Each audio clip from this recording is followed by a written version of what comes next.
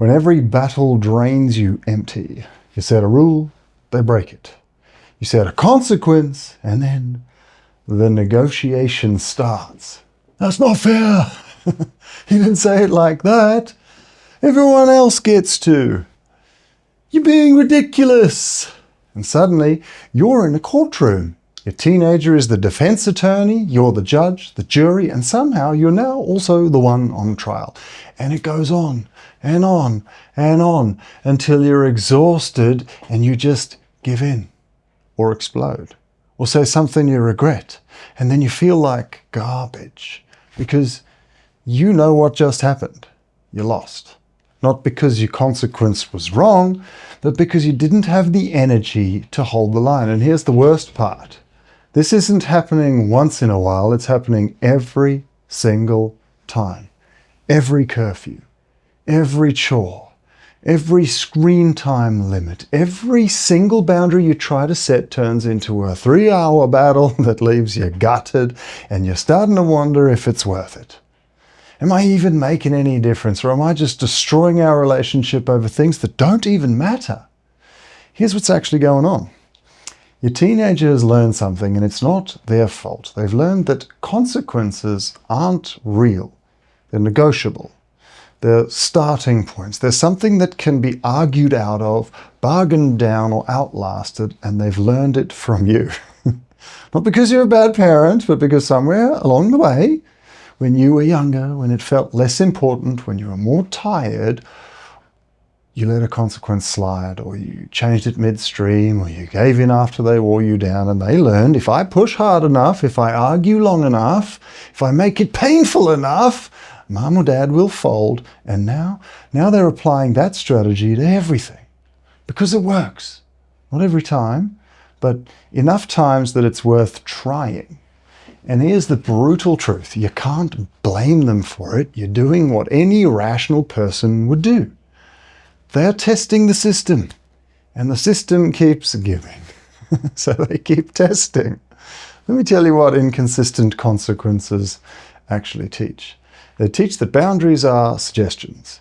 If the rule changes based on your mood, their argument, or how tired you are, then it's not a rule, it's a negotiation. They teach that persistence pays off. If arguing for 3 hours gets them out of a consequence, then arguing for 3 hours becomes the strategy. And they'll use it everywhere, with teachers, with bosses, with future partners. They teach that you don't actually mean what you say. And if you don't mean what you say, why should they listen to you about anything? They teach that emotions can be manipulative outcomes. If crying, yelling, or guilt-tripping changes your decision, then that becomes their go-to tool. Not because they're bad kids, but because you taught them it works. Here's what you need to understand. Every time you set a consequence and don't follow through, you're not just losing that battle, you're training them for failure in the real world. Because the real world doesn't negotiate. The real world doesn't care about their excuses. The real world sets a line and enforces it. And if you don't teach them that now, life will teach them later, harder. So what do? You stop negotiating, and I mean completely. No more debates. No more explanations. No more 3-hour court sessions where you're defending your parenting decisions to a 15-year-old child. Here's a new framework. Step 1, set the consequence before the boundary is crossed. Not when you're angry, before. Calmly, clearly. Here's an example. If you miss curfew, you lose your phone for 24 hours. No exceptions. If you don't do your chores by Sunday night, you don't go out this weekend. Simple, clear, no ambiguity. Step 2, when they break the rule, enforce the consequence immediately. No warning, no second chance, no this time I'll let it slide. They knew the rule, they broke it. Here's the consequence, done. Step 3, don't engage in the negotiation. This is the hardest part because they'll argue, they'll plead, they'll tell you you're unfair, unreasonable, or worst parent ever. And you say, I understand you're upset. Consequence stands. That's it. You don't defend yourself. You don't explain again. You don't get pulled into the debate, you just hold the line. Step 4. Let the consequence do the teaching. You're not the bad guy. The consequence is. You're just the person who enforces it calmly, without anger, Without guilt, the consequence teaches the lesson, not your lecture, not your disappointment, the natural result of their choice. Here's what changes when you stop negotiating. At first, it gets worse. They'll push harder, they'll escalate, they'll test to see if you really mean it this time. And this is called extinction burst. And if you have to write it out, because if you cave now, if you give in just to stop the tantrum, you've taught them that escalation works, and next time they'll escalate even more. But if you hold firm, if you stay calm, you stay consistent, you stay unmoved, something incredible happens. They stop testing, not immediately, but gradually, because they learn, oh, Mum and Dad actually mean it. There's no point arguing. The consequence is real. And once they learn that, everything gets easier. Not because they never break rules, but because they stop expecting you to negotiate when they do. They accept the consequence. They move on. And so do you. No more 3-hour battles. No more exhaustion. No more guilt. Just clear boundaries and then respect from both sides. Here's what most parents actually don't realize. Your teenager doesn't respect you less when you enforce consequences.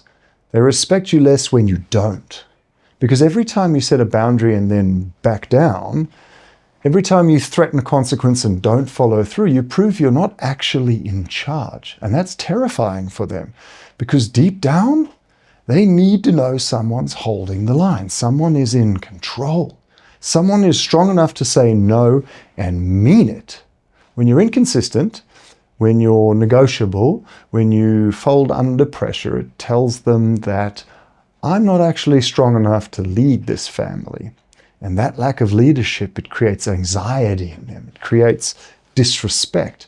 Not because they're bad kids. I have to repeat that. They're not bad kids, but because they need structure. They need certainty.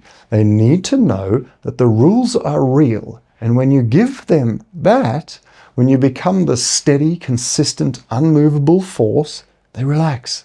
They might not thank you for it. They might still argue, they might test, they might push, but underneath, they feel safer because someone is finally driving the car and it's not them. Look, if you're exhausted, if every boundary feels like a war, if you're starting to question whether it's even worth enforcing rules anymore, I get it. You're not a shitty parent. You're just tired.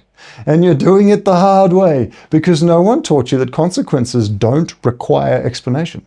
They don't require defense. They just require consistency.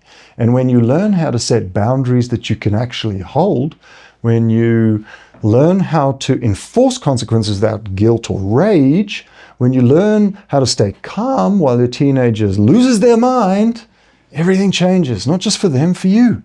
If you're ready to stop negotiating and start leading, if you're ready to end the 3-hour battles and build real respect, the link is below. What they're not saying, teens will show you exactly how to do it. Not through theory, through a framework that works. Let's end this exhaustion. I'll see you inside.